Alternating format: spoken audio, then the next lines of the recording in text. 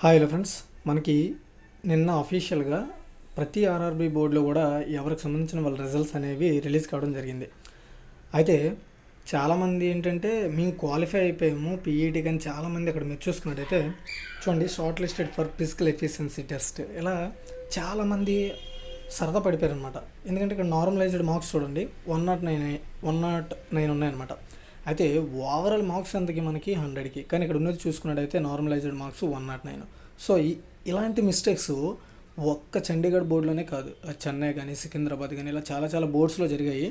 కాకపోతే దీనిపై ఎప్పటి వరకు కూడా ఆర్ఆర్బీ అనేది బోర్డు అనేది ఇంకెలాంటి అఫీషియల్ నోటీస్ కానీ ఇలాంటి ఫైండ్ అవుట్ ఏది చేయలేనట్టుగా, అసలు ఎలాంటి అఫీషియల్ నోటీస్ కానీ ఇలాంటి అఫీషియల్గా ఎక్కడ కూడా అనౌన్స్మెంట్ అనేది చేయలేదు.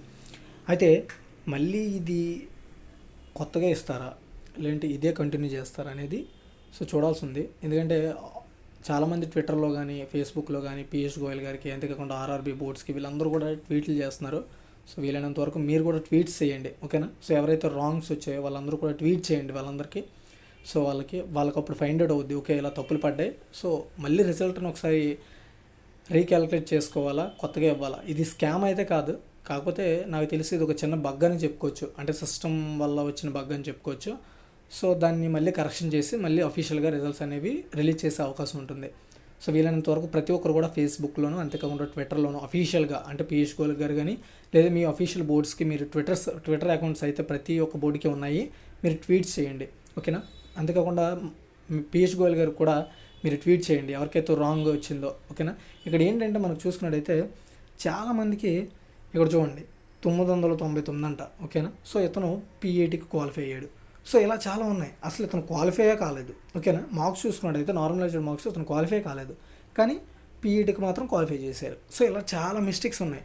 సో ఈ మిస్టేక్స్ అన్నీ కూడా మళ్ళీ రీక్యాలిక్యులేషన్ చేయాలంటే, ఓకేనా. సో ప్రతి ఒక్కరు కూడా ట్విట్టర్లకు కానీ సోషల్ మీడియాలో మీరు దీన్ని అఫీషియల్స్కి ట్వీట్ చేస్తే ఖచ్చితంగా మనకి మారే అవకాశం ఉంటుంది, అంటే మళ్ళీ కొత్తగా రిజల్ట్ ఇచ్చే అవకాశం ఉంటుంది. సో చాలామంది ఫేస్ చేస్తున్న ప్రాబ్లం, ప్రతి ఒక్కరు కూడా ట్వీట్ చేయండి, ఓకేనా. దీనిపై ఇంకా ఎలాంటి అఫీషియల్ నోటీస్ అయితే ఇవ్వలేదు. సో ఇలా తప్పు ఎందుకు జరిగిందో అనేది చూడాల్సి ఉంది, ఎందుకంటే సిబిటీ ఫస్ట్ టైం అయ్యి ఉంటుందా లేదంటే ఏంటి అనేది చూడాల్సి ఉంది. సో అఫీషియల్ అనౌన్స్మెంట్ అయిన తర్వాత. ఇంతకే చూడండి, లైక్ చేసి షేర్ చేయండి, అంతేకాకుండా సబ్స్క్రైబ్ చేయండి, పక్కన బెల్ ఐకాన్ క్లిక్ చేయండి. Thanks for watching.